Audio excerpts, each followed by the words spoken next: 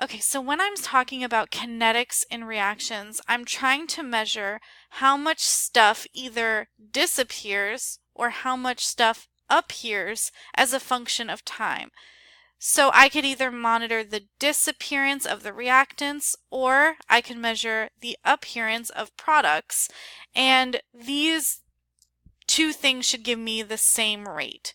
So in order to get the rate from the disappearance or the appearance of something in a reaction, I need to have, first of all, some way of monitoring the change over time, but I also need to get rid of these stoichiometric coefficients because, for example, for every 7 oxygen molecules that disappear, I'm only going to generate 4 molecules of nitrogen. So if I want a rate for the overall reaction, I'm going to have to account for those coefficients. All right, so again, I can get information about the rate of a reaction by either looking at the disappearance of reactants or the appearance of products, and both should give me the same rate once I take into account the stoichiometric coefficients. All right, so this question is saying which of the following is not a valid expression for the rate of the reaction below.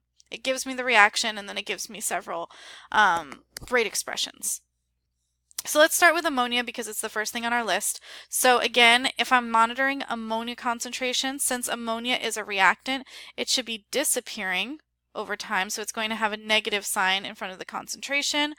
I'm going to be monitoring the change in the concentration of ammonia as a function of time. But remember, I'm going to get 4 ammonia for every 6 water, for example, so I want to get rid of those stoichiometric coefficients. So how do I get rid of something that's multiplied? I divide. So it's minus 1/4 the change in ammonia over time, which corresponds to D, which means that this is in fact a valid expression for the rate. Now let's look at oxygen. So oxygen, same thing, it's still a reactant, so it's still going to be negative. Now the coefficient is 7, so instead of 1/4, I'm going to have 1/7, measuring the change in the concentration of oxygen as a function of time. And this corresponds to A right here, which means that that is the expression for oxygen. Now we're going to look at products. So the only difference between products and reactants is that instead of being negative, it's going to be positive because as the reaction goes forward, these should be appearing. So I have positive change in nitrous oxide as a function of time. There's a stoichiometric coefficient of 4 in front of it, so I'm going to do 1/4 that as a change in time. So this is this over here. Yep, 1/4 change in NO2 as a function of time. Let's cross that one out. And then finally our last hope is water, so it's positive 1/6 change in the concentration of water as a function of time. Okay, and that's this one right here, which means that all of the above are valid expressions for the reaction rate. In this next problem, we're being asked to actually calculate the rate law. So before we actually do that, let's just quickly review rate law and remember that there are 3 possibilities for reaction rate. I can be 0th order, I can be 1st order, or I can be 2nd order with respect to a given reactant or product.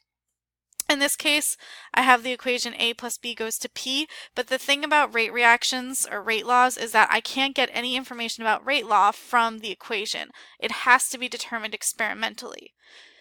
So in order to determine what the rate law is, or what the reaction order is for each one of these reactants or products, in this case A and B, I would have to experimentally make observations about what happens to the rate of the reaction when I vary A and keep B constant, and what happens to the rate of the reaction when I vary B and keep A constant. And there are 3 options. If it is 0th order, that means that the rate is equal to K, which means that concentration has no effect on the rate of the reaction. So I can double, triple, quadruple, measure or multiply the concentration of A by 1,000,000, it's not going to have any effect on the A. We describe that as being concentration independent. For 1st order reactions, that's going to be K A to the 1, whatever I do to A should also be done to the rate. So if I double A, the rate should be multiplied by 2. If I triple A, the rate should be multiplied by 3. If I quadruple A, the rate should be multiplied by 4. So whatever I do to A in terms of the concentration, so too am I going to do that to the rate. Finally, second order is Ka squared. And what that would mean is whatever I do to A, I'm going to square that, and that is what's going to happen to the reaction. So if A is doubled, the rate is going to quadruple. If A is tripled, the rate is going to increase by a factor of 9. If A is quadrupled, the rate is going to increase by a factor of 16, and so on. Okay, so let's look at A first. So in order to figure out what the reaction is with respect to A, I have to find two experiments in which B, the concentration of B is kept constant and the concentration of A is varied. So if I look at experiments 1 and 2, A is the same in both of them, so that won't give me any information about A. But in experiment 1 relative to experiment 3, the concentration of A has been tripled from experiment 1 to 3, and the concentration of B stays the same, 0.763 and 0.763. So this will give us information about what the effect of changing A is on the reaction rate. So if I look at the reaction rate for when I have the concentration of 0.273, the reaction rate is 2.83, and the reaction rate when I triple it is 25.47. So immediately I can see that there is a change in the reaction rate when I triple the concentration of A. Therefore, this experiment is not zeroth order with respect to A. The next option is first order. If this reaction was first order, when I triple the concentration of A, which I have done, the reaction rate should increase by a factor of 3. So 3 times 283 would be my rate, which it is not, which means that it is not first order. And then if it was second order, since I have tripled the concentration of A, the rate should be equal to K times 3 squared, so the rate should increase by a factor of 9, and 9 times 2.873 would be 25.47, which it does, which means that this must be second order with respect to A. So far all I know about my reaction rate law is that it is equal to Ka squared, but I don't have any information about B yet. So to figure out what this reaction is with respect to B, I need to look at two experiments where I keep A constant and I vary B. And that's going to be experiments 1 and 2. So in experiment 1 relative to experiment 2, you can see that I kept A the same, but I doubled the concentration of B, which means that if it's zero order, the rate should stay the same. If it's second order, the rate of A should be multiplied by 2. And if it is third order, the rate of A should be multiplied by 4. When I look at the rates, the initial rates between experiment 1 and 2, I see that the rates are exactly the same. That means that it is zero order with respect to B, which means there is no concentration term for B in this rate law, and therefore the answer must be the rate is equal to Ka squared, which is option E. Alright, here's another example where we're trying to find the reaction order. In this case, we're looking at the reaction order with respect to ClO2.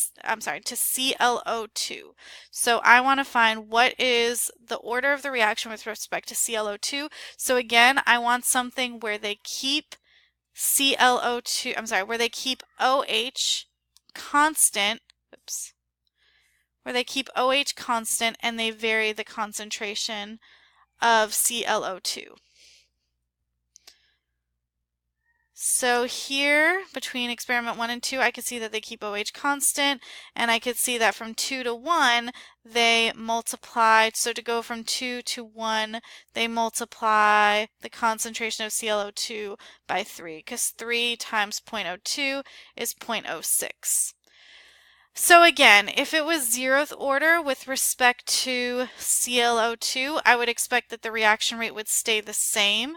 However, it is clear that there is a difference between the rate of the reaction in 2 relative to 1, so it's not zero order. If it was first order, the rate should be multiplied by 2. So let's check if 0.02 0.00276 times 2 gives us the rate in reaction 1. So 0.00276 times 2 is 0.00552, so it cannot be first order. So let's cross that one out. Now if it was second order, since, I'm sorry, my mistake. So they multiplied it by 3. So if it was first order, it would be multiplied by 3. So 0.00276 times 3 is 0.00828, which it's still not, so it's still not first order. I'm sorry about that. So if it was second order, the rate should increase by a factor of 9 because 3 squared is 9. So 0.00276 times 9 gives me 0.0248, which is what I have. So I know that it must be second order. So at least with respect to KClO2, it should be K times the concentration of ClO2 raised to the second power. So the answer for that would be C. Oops. So if I wanted to actually get the whole rate law, I would also need to know what it is with respect to OH. So I can get that as well. That's not in the question, but that is another question they could ask you. So to do that, I want something where they keep the concentration of ClO2 constant, but they vary the concentration of OH minus, which is 2 to 3. So in this one, again, they're tripling the concentration of OH minus, and we're looking at the difference between the rate in 2 relative to 3. So I can see here that when I triple the concentration of OH minus, it looks like I triple the concentration, or triple the rate, because 0.00276 times 3 is 0.00828. So therefore it must be first order with respect to OH minus. So it would be OH minus raised to the first power, and the overall rate, so overall reaction rate, is going to be the sum of all the orders, so it would be third order. Okay, and again, that wasn't in this question, but that is just another thing that you could be asked.